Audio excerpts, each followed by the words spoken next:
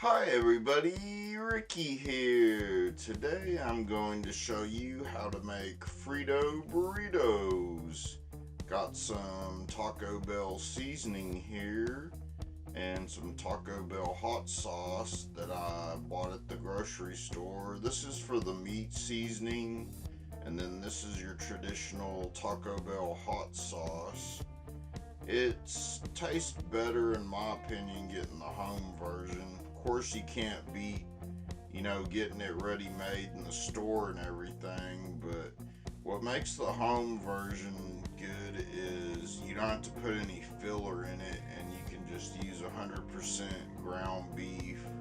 What I usually use is the lean beef because then you don't have to soak up as much grease and it's healthier and you're getting more protein in your diet, so it's better for your arteries too and everything. But yeah, let's go take a look at the ingredients and we'll get started cooking some Frito Burritos. Party on! Let's get to it.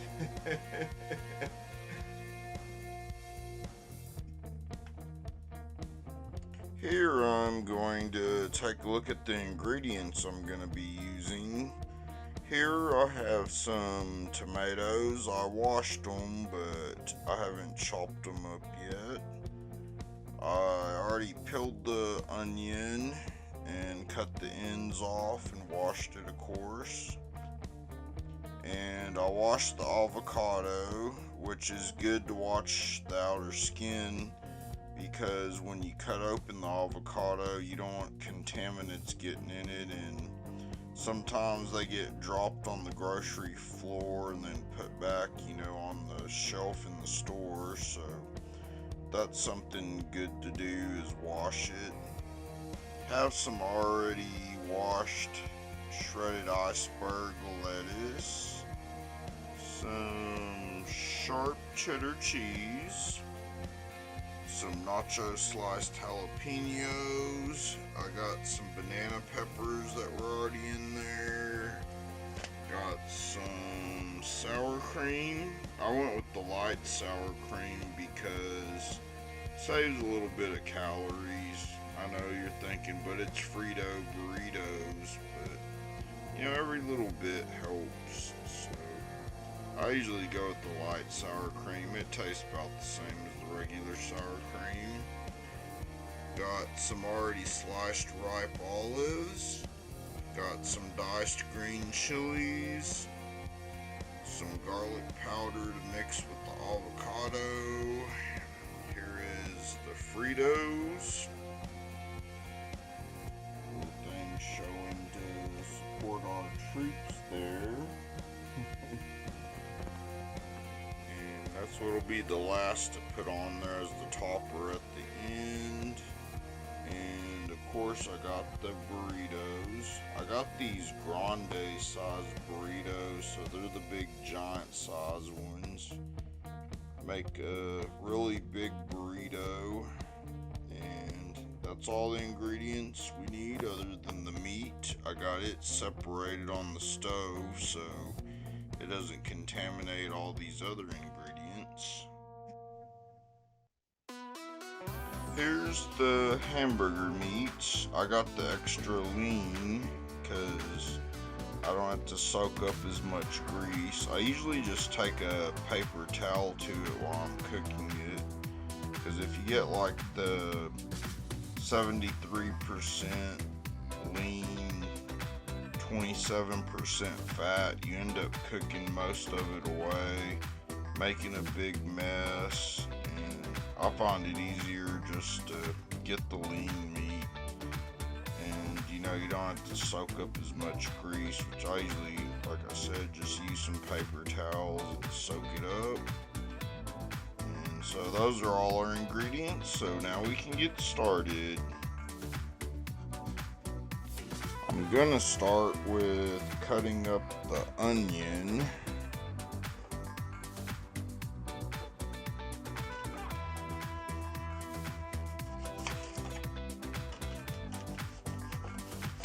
Usually just cut what you need,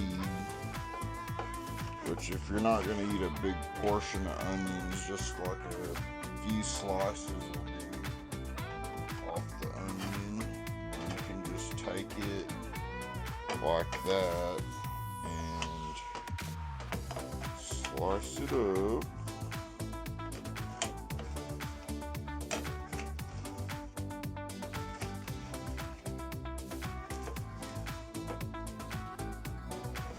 Usually rotate it. If you want it diced in pieces, that's how I like it. That's how it tends to be served at Taco Bell. So I usually just fan it out right there into the pieces.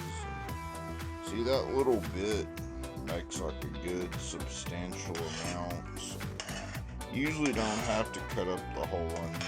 Of course, if you want to load up with a lot of onions, you're always welcome to. So that's what I usually do with that. Then I take a tomato. This one's already been washed. So what I do is usually just cut out the top there. And that just makes it easier to keep the majority of the tomato and not waste very much of it, so you get more tomato.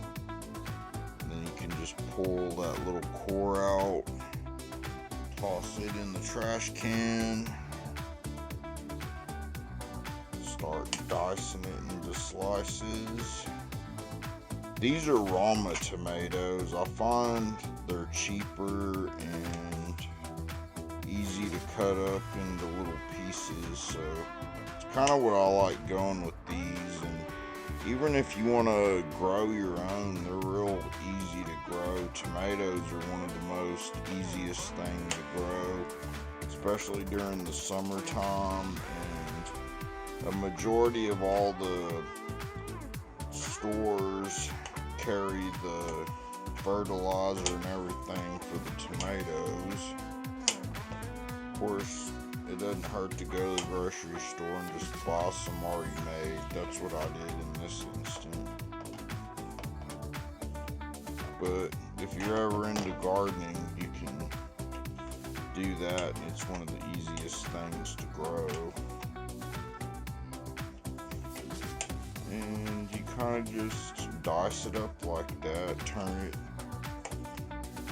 go one way, the other way, and you get your dices.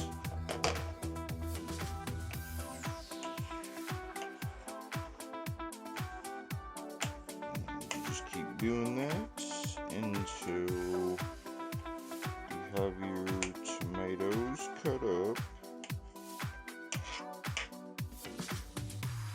And then you'll just repeat the same thing with the other tomato. Next, I'm going to cut open and mash up the avocado and take out the pit. So I'll just slice down like this and go in a circle. And then I'll just pull it apart like that. Everything looks healthy and good in this avocado, so I won't have to peel any like rotten spots or anything.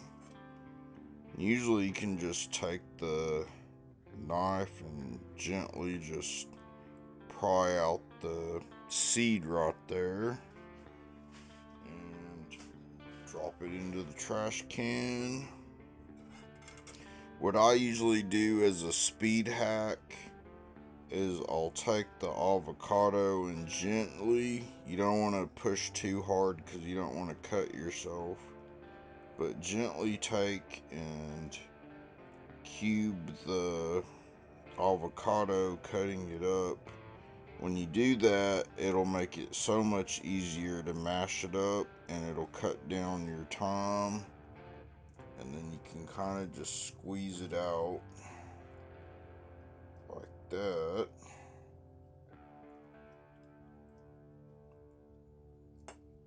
And as I squeeze it out, some of it you might have to give it a little bit of help.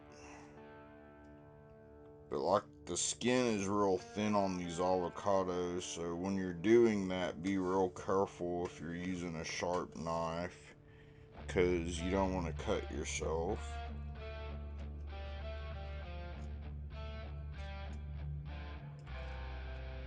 And once you get that scraped out, you can throw that away and repeat on the other one.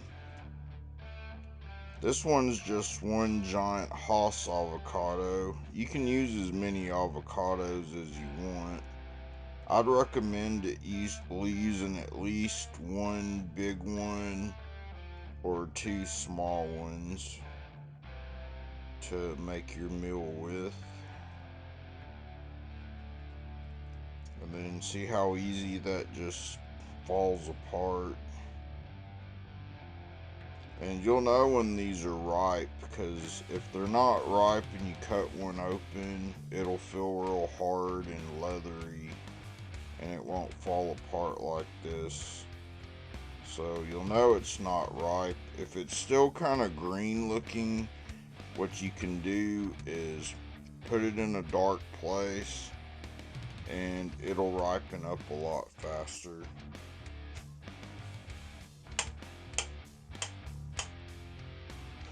Another speed hack is, if it's not ripe, you can put it in the oven at a really low temperature for a short time and do that, and that works good too. So then you'll just bring it and start mashing it.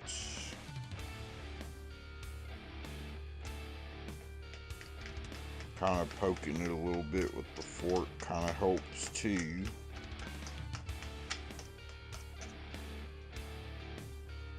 Kind of just do that and then just mash it up. I usually put lemon on this, but I forgot to grab the lemon at the store. So what I'm gonna end up doing is just taking some of this banana pepper juice and using that for the in substitution of the lemon.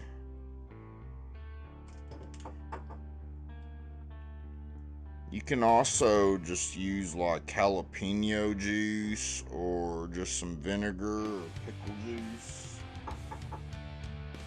and then a little bit of garlic powder.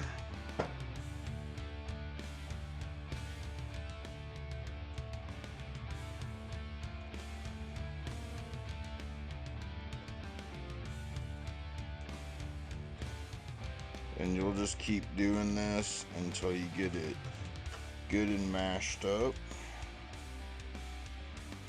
so it starts looking more like guacamole instead of just an avocado.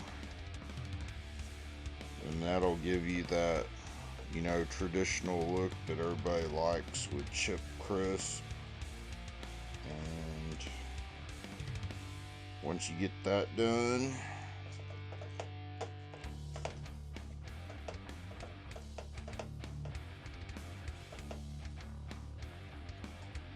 I'll just take some of this banana pepper. I like the distinct taste of some banana pepper juice. I already had that in the refrigerator, so just thought, you know, why not? And it still tastes real good with it. I kind of like the lemon flavor, but like I said, I forgot to pick the lemon up when I was at the store. So I just, like I said, improvised and used that. Some prefer lime juice over the lemon, but it's just a preferential choice thing. So you can see as you pour it on there also the lemon juice like I did. It makes it just looking a lot more like guacamole. And since it's fanned out, just sprinkle a little bit of garlic powder in there, mix it in there. Garlic powder is real good for you, and it helps lower the blood pressure. Plus, you know, avocado is just a powerhouse with some good antioxidants and everything else. There's a lot of good. It's basically called a super fruit because it's like really good for you. So it's usually recommended to eat some avocado. And then I'll pour just a little bit tiny more in there and stir it up.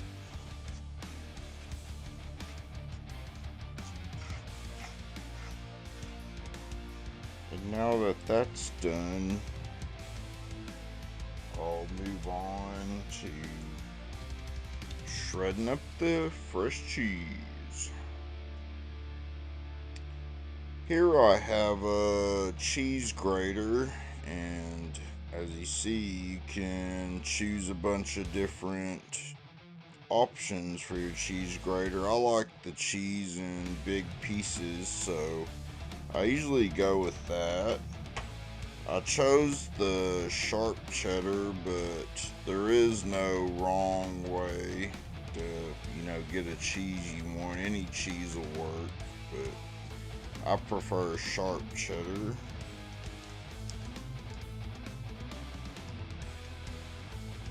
Once you got the packaging open, I can just start grating it. You can pretty much pick these up at any grocery store or just general store, these cheese graters.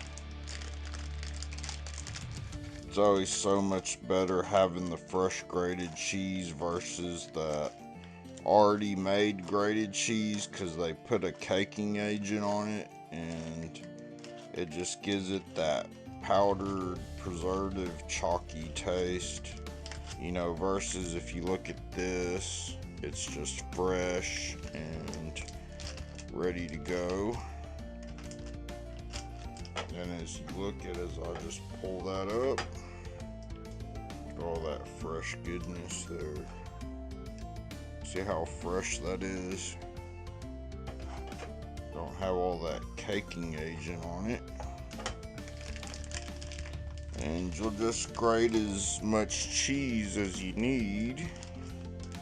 You can grate the whole thing if you want, or just a little bit. You know, you can stick cheese on everything. You can even grate it and put it in a plastic bag to eat at a later time.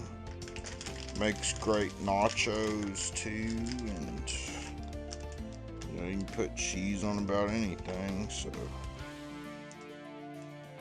save you some time, you know, later if you don't feel like grating it, but you know, that's just a choice.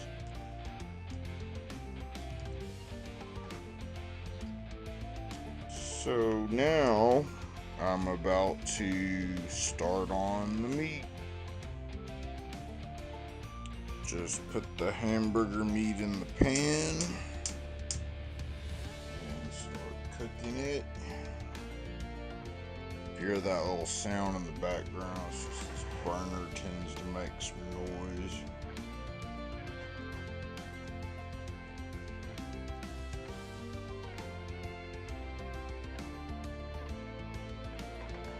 So I'll just start cooking the meat.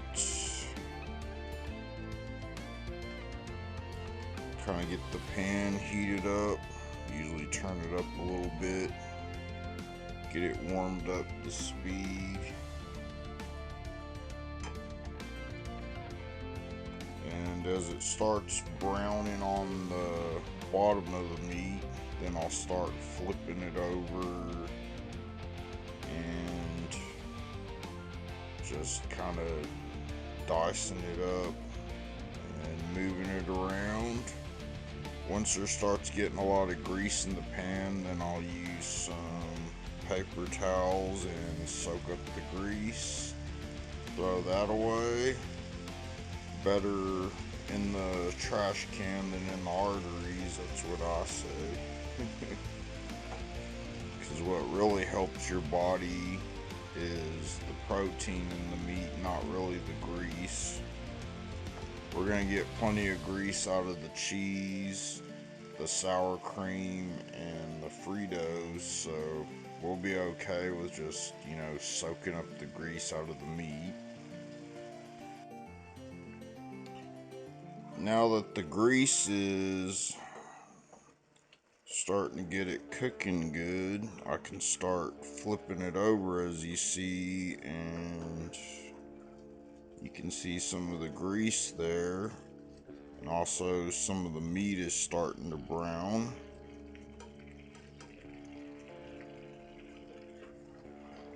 So I'll just do that and flip some of the meat around and keep breaking it up until it's just crumbling into little pieces. So you can see the juice is getting there now. And what I usually do is I'll take that at an angle and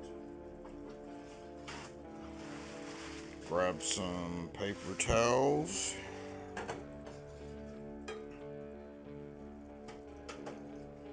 And then get a mitt so I don't burn my hand, because that's made out of metal, this handle. And then I'll just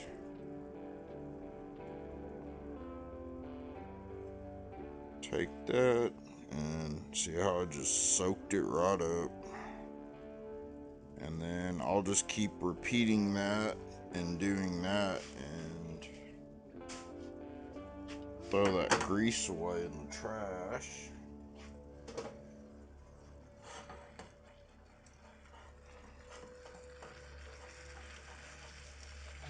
And we'll end up with some really lean beef that's really tasty, 100% beef, because I'm not going to put any filler in it. Why do I want to put filler in it? If you're trying to feed a bunch of people, on a budget or something, or you really want to stretch out some, meat, it is always good to, put some filler in it. Typical fillers, most people use either cornmeal or oatmeal. A lot of it's because it makes it stick together, the meats, and it also soaks up the grease, which kind of gives, the traditional taste. I usually wait till the end to add the Taco Bell seasoning after I've soaked up all the grease out of there, and the meat's at a well done 165 degrees. And then after I mix the seasoning mix in it and I got the grease soaked out, I'll add some water to it so the meat won't be dried out and you'll still get a good taste, and it'll taste real good. It doesn't sound like it will, but trust me, it does. It tastes real good.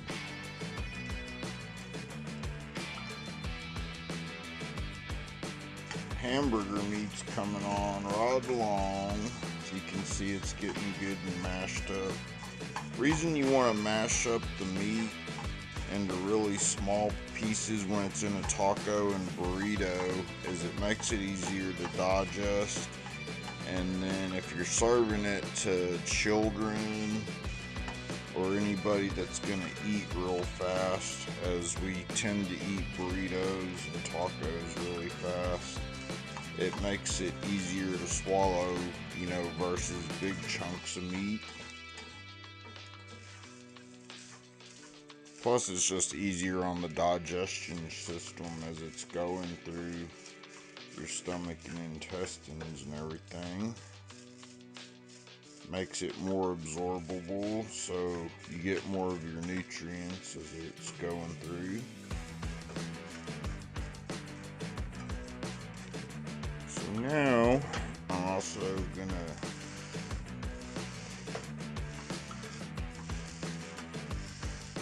soak some more of that grease up. So you can hear it sizzling. You can tell there's still some of that grease in there. Some will tell you that's the good stuff, and it's a preference. If you like the grease in there, you can leave the grease. That's a preference thing, but if I'm gonna make it at home, I prefer just soaking up the grease. Because like I said, liquid grease isn't really good for the arteries. And I'm gonna get plenty of grease out of the sour cream, like I said earlier, and the cheese. Which I'd rather get my grease from the cheese, actually, because who doesn't like cheese, right?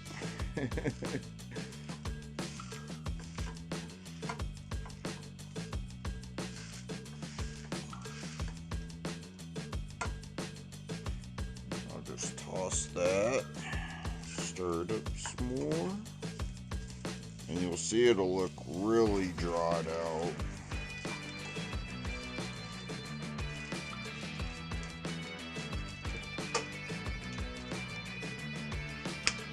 Now I'll take some water. Can you hear the rehydration of all that meat and protein be rehydrated? But instead of being hydrated with just blood, old blood in the meat and grease, it's getting fresh water in there. Which water's good for your system anyways. Most flash fried foods actually are pre-cooked in water before they're actually flash fried. That's why they come out so good. And I'll just add some of this Taco Bell mild seasoning in there.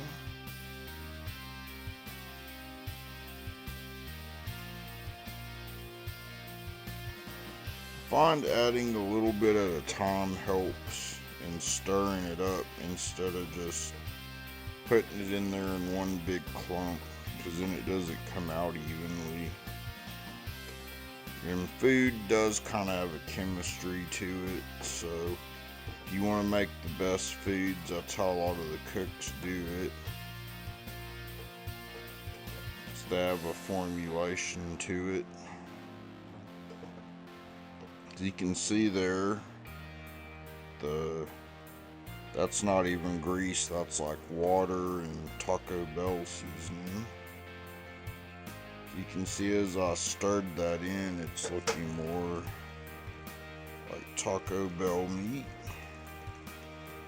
And then I'll just add some more over it again. And stir it in there again. And then what'll happen is I'll just cook the water away.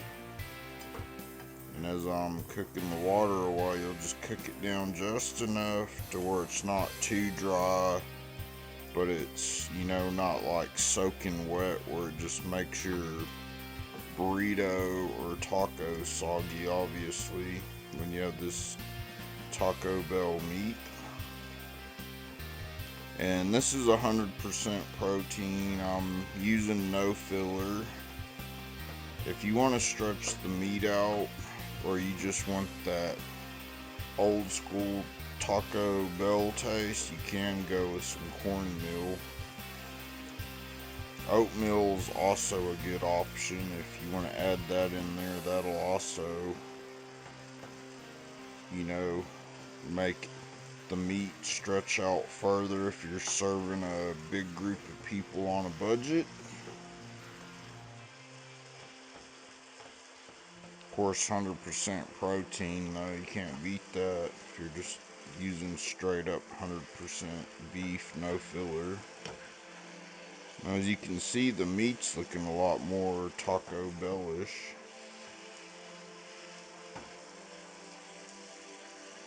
That's looking like that's got enough seasoning,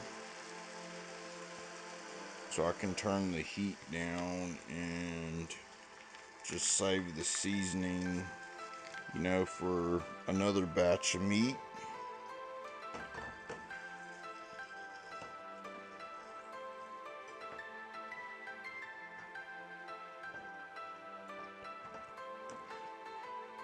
And you can pick it up like that, and if you're not seeing a lot of water falling off of it, then you know it's pretty much getting ready. If you turn the stove off a little bit like this anyways, as the heat's dissipating off the pan, it's gonna dry out a little more, and then it'll be perfect that way. So that's ready, and now we just need to open the cans to the black sliced black olives and the diced green chilies. Put it all together, and yeah, we're ready to have some Frito Burritos. Yeah. Here are the green chilies and their goodness. They look good as some topper too.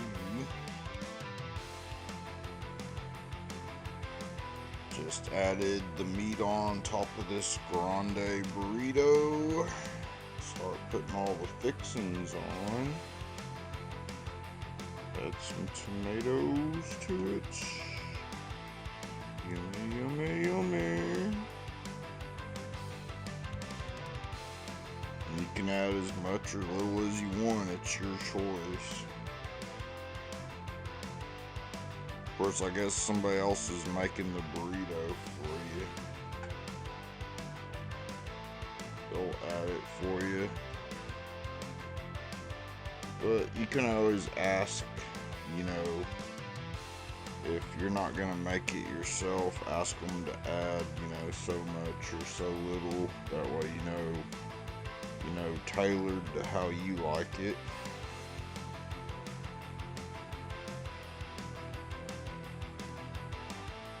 I like throwing a generous amount of stuff on there because I'm probably just gonna make a good size one. Adding those green chilies on there.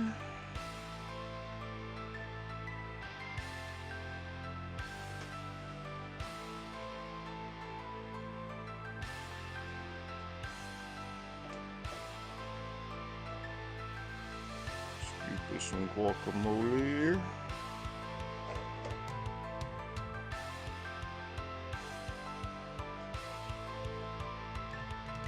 I definitely always like generous amounts of guacamole.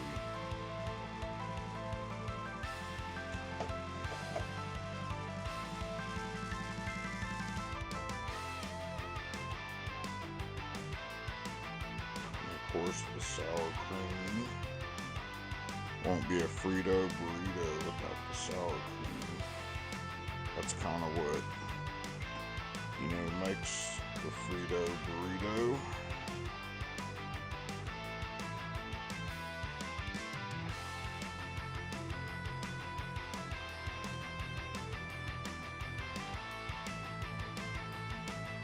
I kind of like adding jalapenos to it. That's another preference depending on if you like a little extra heat or spice. Of course, these are tamed ones, so you know they've been soaking in vinegar, so they're not very hot, but they still give you that jalapeno taste. Take some of this grated cheese. Throw that on there.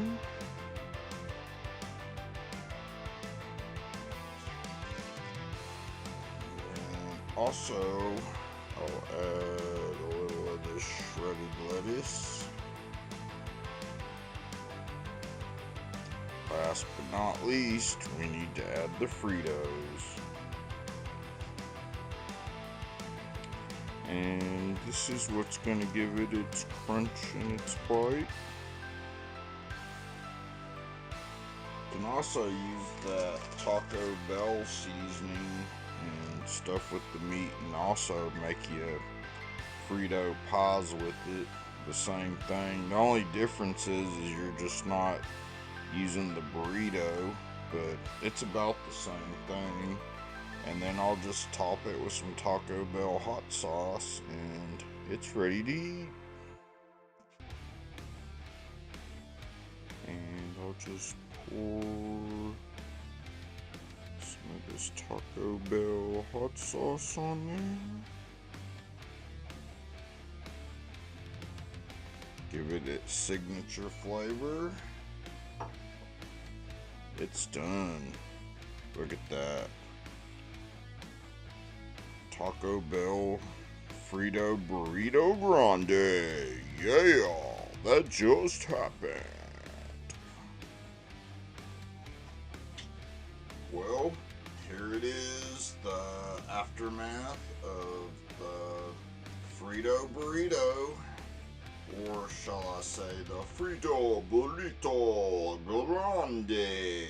Look how big that is. That's just a lot of big goodness. One will fill you up, I guarantee it. Even if you don't eat it all, you can always put it in the refrigerator and save it for later. Thing is though, is eating at the restaurant, it's cheaper to eat there, and you got more selection of things you can get. But at the same time, you know, if the store is closed because they don't stay open 24 hours a day anymore, you can always make it at home, and that's always a big plus.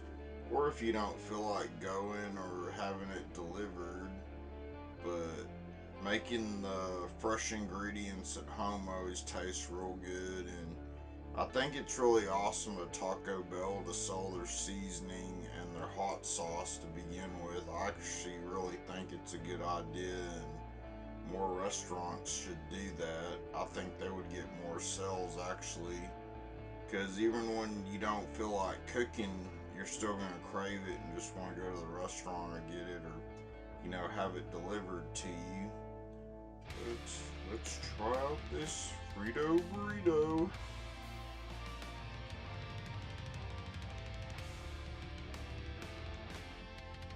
It is very tasty, I'm telling you. Like to give you some if, you know, they had taste vision yet.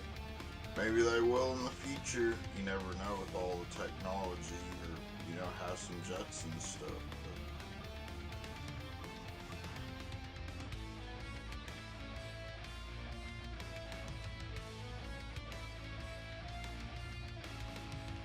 I like that crunchy bite to it though. You can't beat that with the Frito. I mean, when you throw some chip crisp into a burrito, you just can't beat that gooey crisp bite to it. So I'm gonna go enjoy this, and I hope y'all liked the video, and hope you make yourself a Frito burrito. And if not, you know, you can always just go to the restaurant or order some home delivery and have it delivered to you. But have a good day, party on, and yeah, I'll see you on the next one.